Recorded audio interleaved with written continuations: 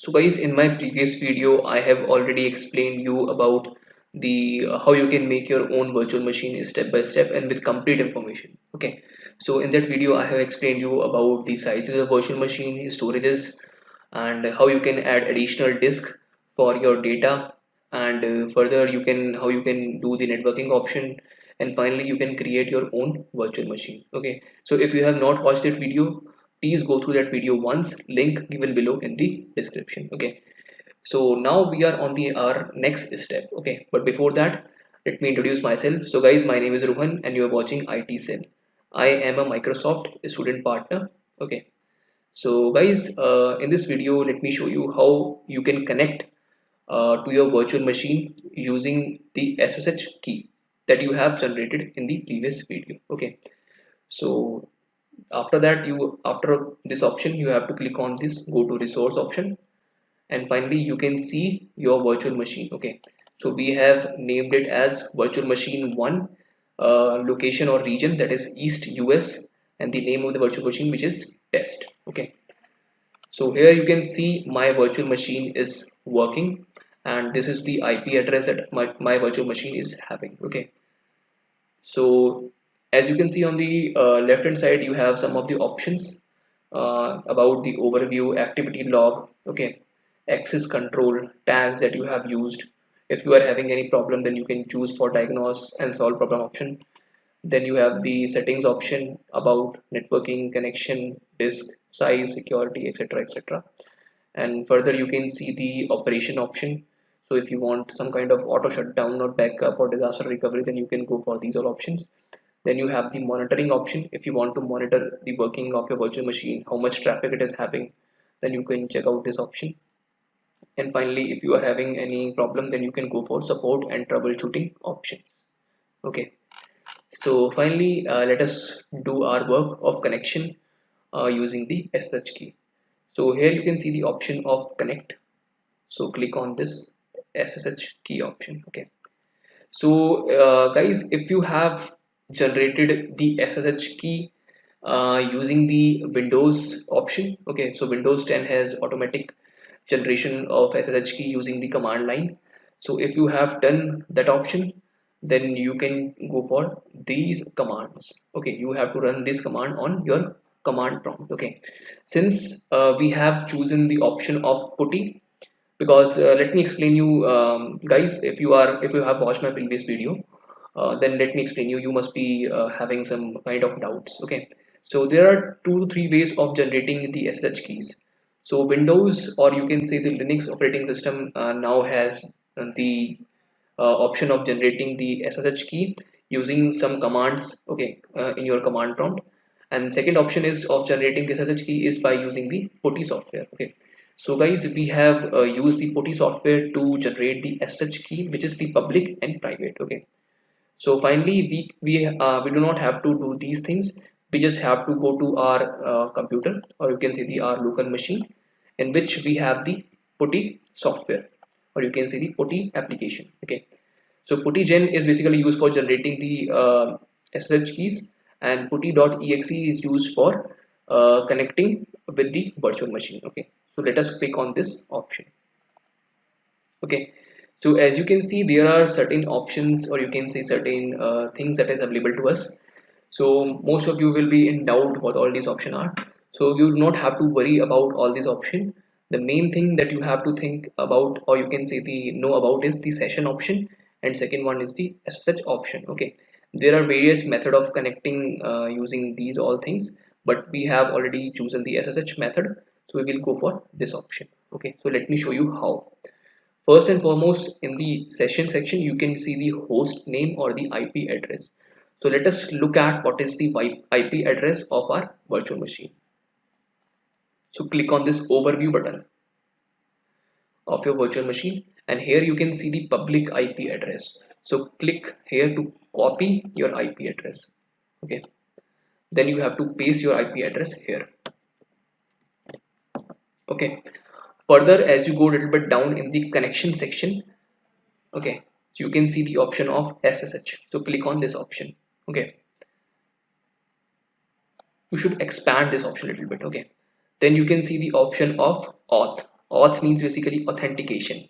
Okay, so we are using the private key for the authentication that we have already generated in the previous video. Okay, so guys, if you are watching this video, I think some guys watch this video at the quality of 360p or 240p. So I recommend you to please go for the 720p quality or above if you want to learn about each and everything very clearly, because because these things are very small letters, so you must be having some problem in just getting it. Okay, so after that, next step is you have to choose the private key. Okay, so click on this browse option, and where you have saved the private key, please select that private key. Okay, so we have already named the private key as test private.ppk.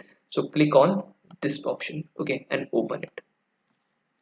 Okay, so guys, now you can see the option of open. So this will establish a connection between our virtual machine and our local system. Okay, so let me click on this open option. So guys, as you can see, here is the security alert. So click on the yes option, and further you can see a command prompt like thing here, which is by putty. So you can, it is saying that you have to log in as.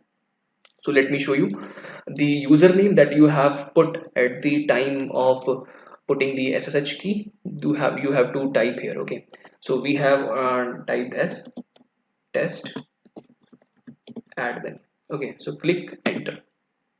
So it will authenticating or you can say the checking the public key, and finally, as you can see, we are now connected with our virtual machine. So congratulations to all the guys who have followed this process step by step. Okay, so let me show you some of the commands on the Linux machine, or you can say the Ubuntu machine, to check out certain operations. Okay, first of all, let me clear this.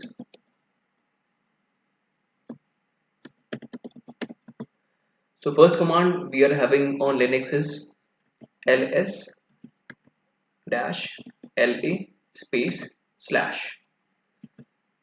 So guys, it will basically show you the root of the disk. Okay, so as you can see here, it is showing you root of the disk. Next, so the next command is ps minus l. It will show you all the running processes. Okay, so as you can see, these are the running processes that are running on my virtual machine. Okay, next command is dms e dmesg. Okay, d message you can say.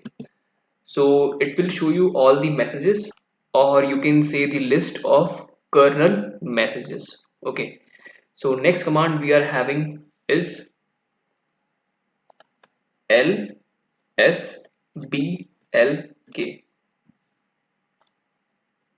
So guys, this command will basically list all the block drivers. Okay, so let me show you how. So as you can see, it is showing you all your drives here. Okay, so let me show you what is the meaning of SDA, SDB and SDC. Okay, what all these things represent. Okay, so guys, as you can see on the screen, we are having the section of mapping storage to disk. Okay, so here you can see the option that we are having by default two virtual hard disk. Okay, you can see the VHDs. So first one is the operating system disk, and second one is the temporary disk. Okay, so operating system disk is the primary drive. Okay, and temporary disk basically provides you the temporary storage for operating system or any other apps. Okay, so SDA is basically the name that is used for the operating system disk. Okay, and second one is the temporary disk, that is denoted by SDB. Okay, so here is the warning: temporary disk is not persistent. Okay, so you should only write data to this disk that is not critical to the system. Okay, so you can think of it as, if you want more security about your system, so please don't write anything in the temporary disk. You can choose the additional disk that we have already done in our virtual machine. Okay, so here is the putty, and here you can see the SDA option, which is representing the primary disk, or you can say the operating system disk. Next one is the STB, that represents the temporary disk. Okay, so primary disk size is basically of 30 G, or you can say the 30 GB. Okay, and the next is SDB is having the storage amount of 4 GB, and next is the SDC. Okay, so SDC is basically the extra, or you can say the additional disk that we have added along our system. That is, we have the size about 4 GB. Okay, as you can see here. So guys, the next step is we have to initialize our disk that we have added. Okay, the SDC disk. Okay, so we can do this using the fdisk command. Okay, so let me show you how. So here is the command which is known as which is basically like this: echo n, echo p, echo 1, or you can see the echo, echo, and echo w. Okay, so this is the command which is the fdisk command.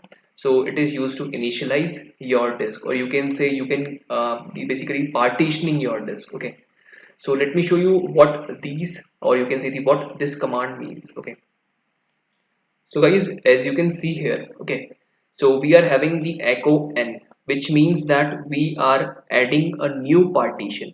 Okay, then we have the echo p, which is the primary partition. Okay, echo 1 basically means the partition number. Okay, we are having only one partition in our disk.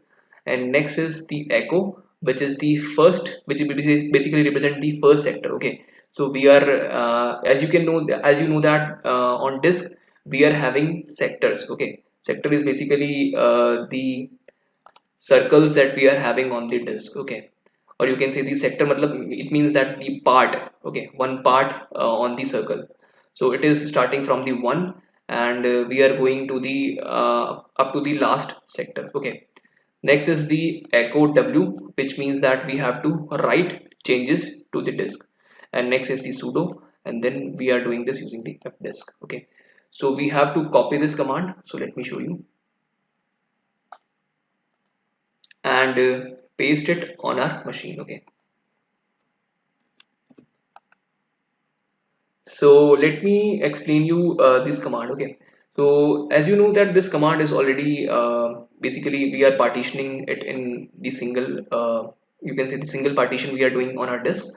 And finally we are pasting this command on our machine, or you can say the command prompt, and finally we are running this command. Okay, so one of the most important thing is you will get this command basically on the Microsoft website. Or if you want some easy thing, then I will provide you a link of the website on which I have clearly mentioned all the commands, or you can say all the code that we have written in this tutorial. Okay, or in the last tutorial also. Okay, so you can check out that website given below, link given below in the description. Okay, so let us run this command.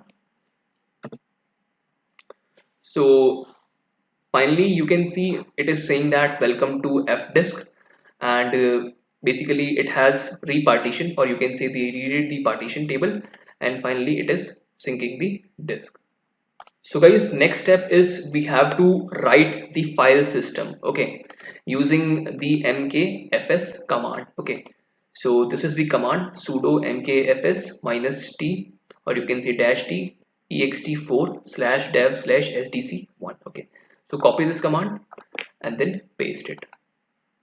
So you can paste it using the control V, and then you have to click the right click on the mouse, or you can just click right click on the mouse after copying this command. Okay, so then you have to press enter to run this command. Okay, so it will automatically basically write the file system to your disk. So it will take few seconds, and finally it is over. Now after that we have to mount the file system to the drive. Basically then we have to basically assume that we have a data folder, and let's create the mount point folder and mount the drive. Basically this command is used to mount the you can say the drive to the file system. So copy this command and paste it here, and then you have to run this command. Okay, finally as you can see we have completed this whole step. Okay, so guys, finally we have done all the steps. So if you have followed with this tutorial completely, then I think you must be on the top and you can do anything you want. Okay, so now you can finally install any of the software that you want, and further you can go through any of the processes that you want. Okay, so if you want to install Apache software, or you can say Apache server on your virtual machine, or you can say the VM, then you can go for my next tutorial. The link given below in the description. I will show you how you can install the Apache server on your VM, on this test VM. So guys, if you like this video, please press the like button, and you can watch more tutorials on Azure. I have a tutorial basically list, or you can see the playlist, link given below in the description. So you can check out this playlist, and finally you can subscribe my channel, because I upload daily videos related to tips and tricks used by smart students. And guys, that's all in the video. Thanks for watching.